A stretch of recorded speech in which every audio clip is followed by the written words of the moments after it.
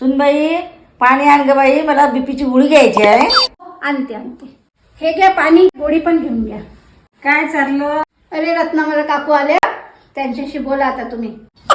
बरी आहे तब्येत? हो बरी आहे आता. ग्लास द्या, हे देऊन द्या. बसा काकू, चहा ठेवते. बरं. सुनबाईचं तुमचं तर लईच पटते बापा. हो बाई. का हो ताई, तुमची मुलगी चांगली आहे की सून चांगली आहे? हे बघा, मुलगी ही साखरेसारखी गोड असते आणि सुनबाई म्हटलं तर मिठासारखी असते. बापरे, मी इतकी सारी सेवा करतो तरी मला मिठासारखं म्हणते आणि मुलीला साखरेसारखं म्हणते. आता मी झोपूनच राहतो, कामच नाही करत.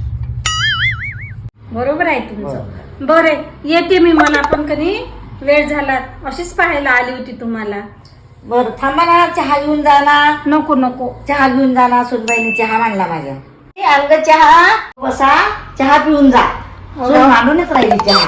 राहू द्या हो, कशाला बसा. त्रास देता तिला. नाही बाई, बाई अंग चहा. बरं, थांबा थांबा, मीच जाऊन पाहते. काय ग, तुला मी चहा मागायला सांगितला होता ना, तू मोबाईल पाहत बसले. त्या रत्नाताई किती वेळच्या बसल्या आहे.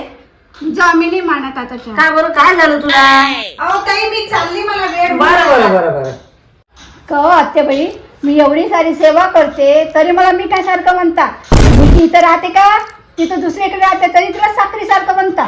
हे शोभते का तुम्हाला, सांगा आता. अगं सुनबाई, मी काय बोलले? मला काय म्हणायचं होतं तुला समजलं नाही. मला म्हणायचं, मुलगी ही साखरेसारखीच असते, ती प्रत्येक परिस्थितीत गोड लागते. सून ही मिठासारखीच असते, कारण जिच्याशिवाय प्रत्येक गोष्टीची चव बेचव असते. हो का हो सासूबाई, मी फालतूचाच गैरसमज करून घेतला हो तुमच्याबद्दल.